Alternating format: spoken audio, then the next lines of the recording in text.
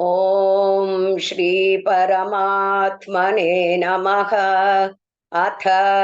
षष्ठोऽध्यायः। आत्मसंयमयोगः। श्रीभगवानुवाच अनाश्रितः कर्मफलं कार्यं कर्म करोति यः स सन्न्यासी च योगी च न निरग्निर्न चाक्रियः यं सन्न्यासमिति प्राहुः योगन्तौ विद्धि पाण्डव न ह्यसन्न्यस्तसङ्कल्पः योगी भवति कश्चन आरुरुक्षोर्मुनेर्योगम् कर्म कारणमुच्यते योगारूढस्य तस्यैव शमः कारणमुच्यते यदा हिनेन्द्रियार्थेषु न कर्मस्वनुषज्जते सर्वसङ्कल्पसन्न्यासी योगारूढस्तदोच्यते उद्धरेदात्मनात्मानं नात्मानमवसादयेत् आत्मैव ह्यात्मनो बन्धुः आत्मैव रिपुरात्मनः बन्धुरात्मात्मनस्तस्य येनात्मैवात्मना जितः अनात्मनस्तु शत्रुत्वे वर्तेतात्मैव शत्रुवत् जितात्मनः प्रशान्तस्य परमात्मा समाहितः शीतोष्णसुखदुःखेषु तथा मानापमानयोः ज्ञानविज्ञानतृप्तात्मा कूटस्थो विजितेन्द्रियः युक्त इत्युच्यते योगी समलोष्टाश्मकाञ्चनः सुहृन्मित्रार्युदासीनमध्यस्थद्वेष बन्धुषु साधुष्वपि च पापेषु समबुद्धिर्विशिष्यते योगी युञ्जीत सततम् आत्मानं रहसि स्थितः एकाकीयत चित्तात्मा निराशीरपरिग्रहः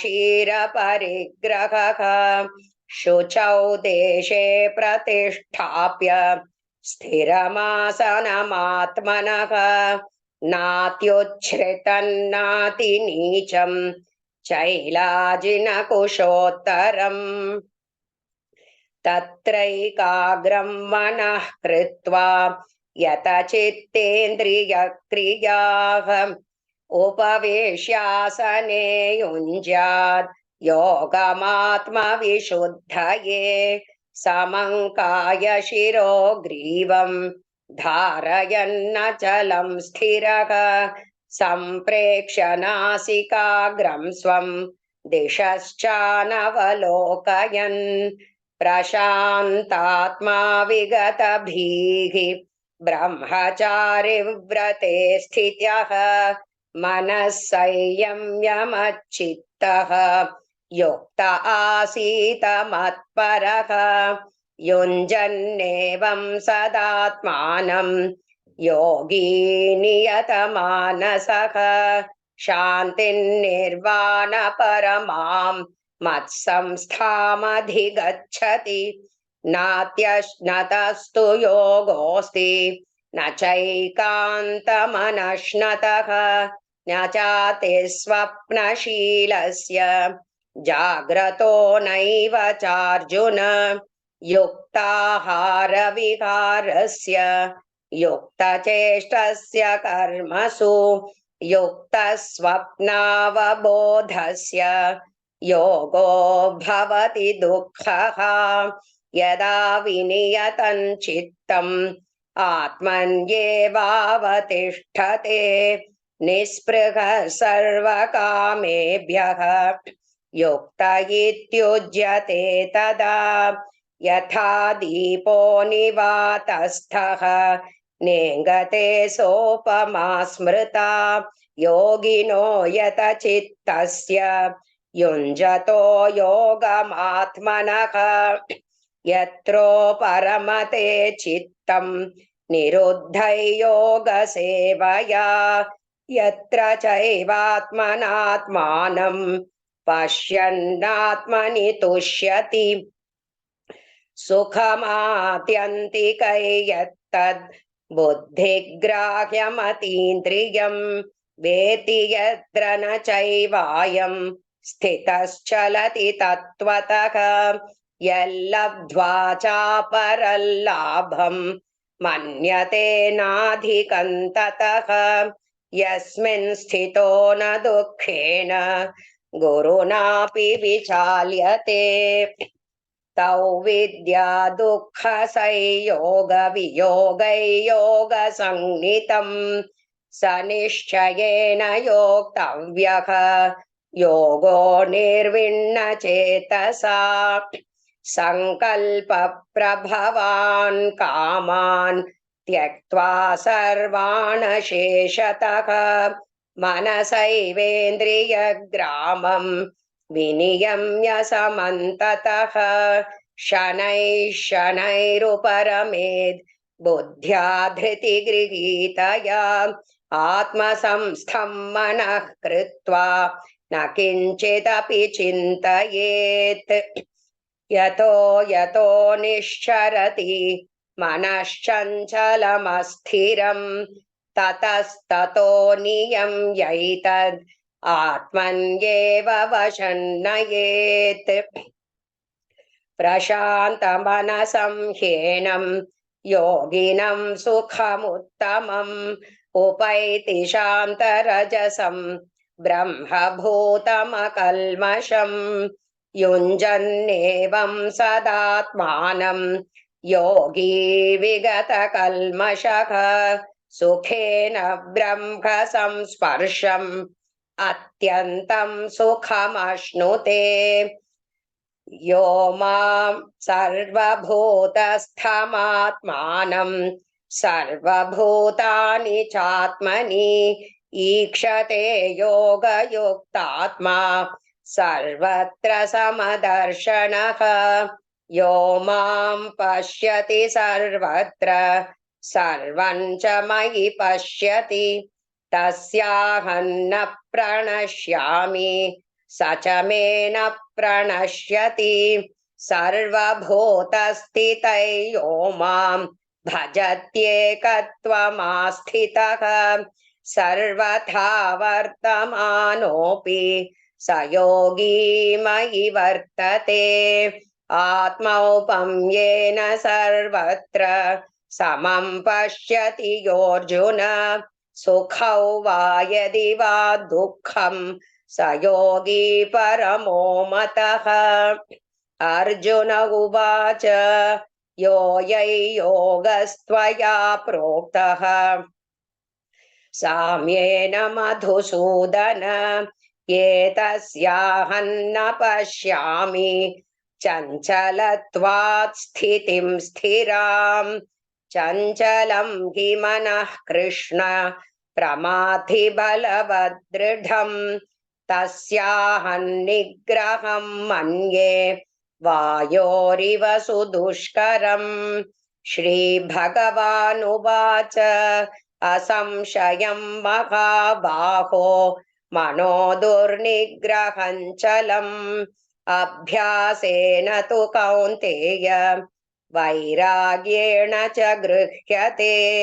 असंयतात्मना योगः दुष्प्राप इति मे मतिः वश्यात्मना तु यतता शक्यो वाप्तुमुपायतः अर्जुन उवाच अयति श्रद्धयोपेतः योगाचलितमानसः अप्राप्य योगसंसिद्धिं कां गतिं कृष्ण गच्छति कच्चिन्नो भयविभ्रष्टः छिन्नाभ्रमिव नश्यति अप्रतिष्ठो महाबाहो विमूढो ब्रह्मणः पथि एतन्मे संशयं कृष्ण छेतुमर्हस्य शेषतः त्वदन्यः संशयस्यास्य छेता न ह्युपपद्यते श्रीभगवानुवाच पार्थ नैवेह नामुत्र विनाश्यस्तस्य विद्यते न हि कल्याणकृत् कश्चित् दुर्गतिं तात गच्छति प्राप्य पुण्यकृताल्लोकान् उषित्वा शाश्वती समाः शुचीनां श्रीमताङ्गेः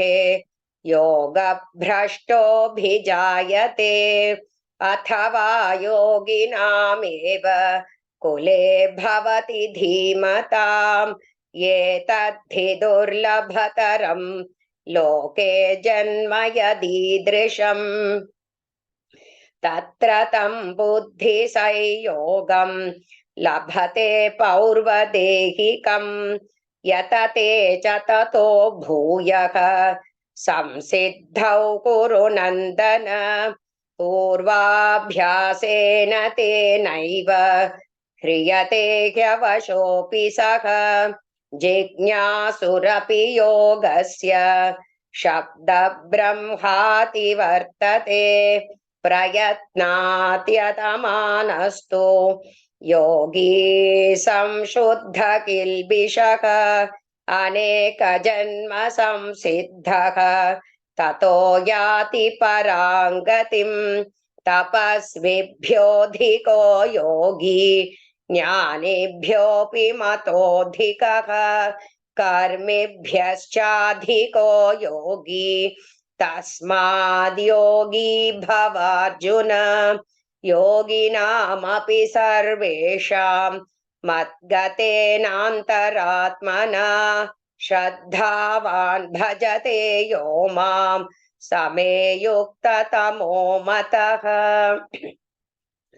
ॐ तत्सदिति श्रीमद्भगवद्गीतासु उपनिषत्सु ब्रह्मविद्यायां योगशास्त्रे श्रीकृष्णार्जुनसंवादे आत्मसंयमयोगो नाम